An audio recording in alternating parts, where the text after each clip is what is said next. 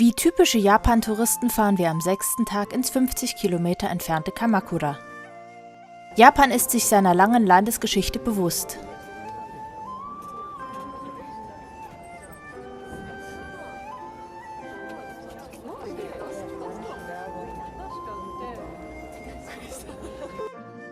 Die mächtigen heiligen Bäume und die prunkvollen Bauten des Tsurugaoka Hachiman-gu in Kamakura aus dem 11. Jahrhundert sind ein beliebter Touristenmagnet. Zum Tempel hinauf führt eine epische Treppe. Es ist bemerkenswert, nahezu alle Tempel und Schreine in Japan sind noch top erhalten.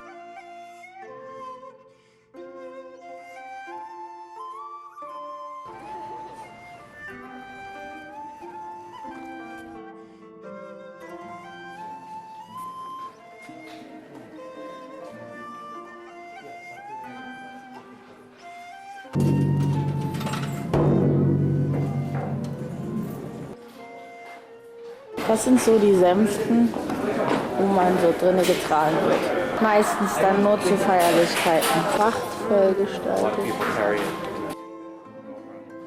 Doch kaum verlässt man das Tempelgelände, locken Souvenirgeschäfte für Touristen. Hier wird medienwirksam Papier hergestellt und hier Schwerter verkauft.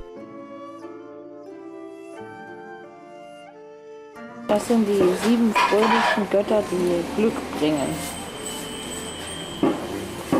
In diesem Souvenirshop kann man auch wundervoll sämtliche Arten von Kampfsportartenartikeln kaufen, wie zum Beispiel Tonfa und so.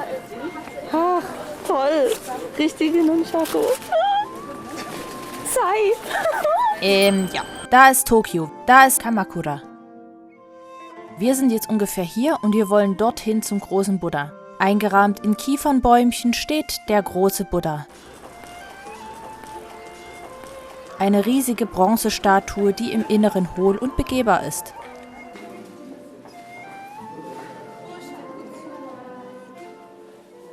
Der Daibutsu stand einst in einem Holztempel, aber jetzt steht er draußen. Weil das Gebäude immer überschwemmt wurde von Hochwasser.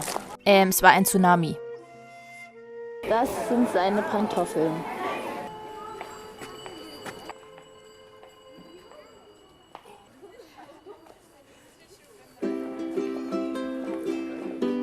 Bei einem kleinen Schrein führt ein schmaler Fußweg direkt hinunter zum Meer. Und hier ist dann tatsächlich das Meer. Der Pazifische Ozean.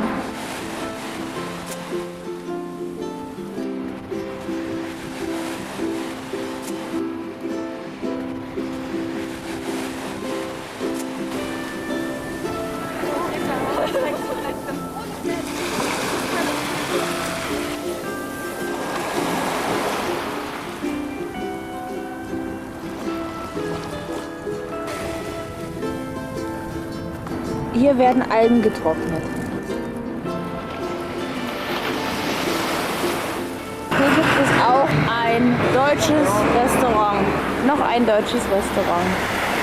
Ein Teil der Gruppe ist nun schon zurückgefahren, aber ich wollte mit den anderen noch den legendären Suizenji-Tempel ansehen. Der Anstieg war etwas müßig, aber wir wurden belohnt. Der Begründer des 1328 gebauten Tempels war Zen-Meister und einer der berühmtesten japanischen Gartengestalter. Neben den Tempelgebäuden wachsen viele Pflaumenbäume und viele Blumen. Und auch Katzen fühlen sich hier sichtlich wohl.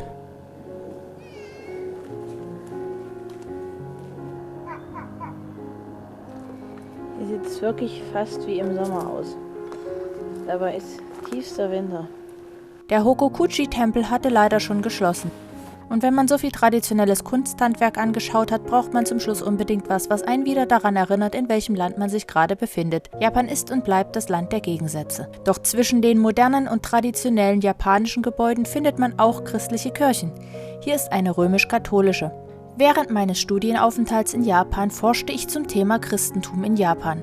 In Japan leben etwa 1% Christen, also etwa 1 Million. Und in Yokohama gibt es sogar eine deutsche evangelische Kirche. Sie fügt sich beinahe malerisch in die Umgebung ein. Die Pfarrerin führte mich durch die Kirche, die im sogenannten Hybridstil erbaut wurde. Der Altar ist mit japantypischen Papierwänden gestaltet. Deutschsprachig halt bei uns auch Schweizer und Österreicher sind auch dabei. Diese Bilder kommen aus der Schweiz, aus einer Kassettendecke in der Kirche in Zillis in Aubing. Die ist ich glaube 900 Jahre alt. In der Nähe von Chinatown fand ich ein paar Tage später die Yokohama Christ Church. In Yokohama ist Christentum keinesfalls ein Randphänomen. Auf einer Fläche von rund 4 Quadratkilometern finden sich 7 christliche Gotteshäuser und eine christliche Schule.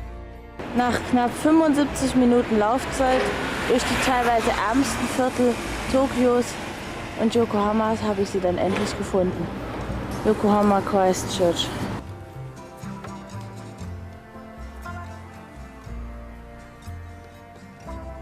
Darunter auch das Religionshaus der Mormonen und ein paar Meter weiter sogar eine unierte Kirche, in der ich ebenfalls mit einem Pfarrer sprach. Meinen Forschungsbericht habe ich euch übrigens unten verlinkt. Also ich habe hier sehr viel Auskunft bekommen. Es ist auch eine sehr schöne Kirche. Und so ging wieder ein aufregender Tag zu Ende. Und das seht ihr beim nächsten Mal. Wir besuchen die Felseninsel Enoshima, den berühmten Asakusa-Schrein und essen Okonomiyaki. Abonniert den Kanal, um nichts zu verpassen und Daumen hoch nicht vergessen. Tschüss! Und nun lasse ich euch mit dem Gasauto allein.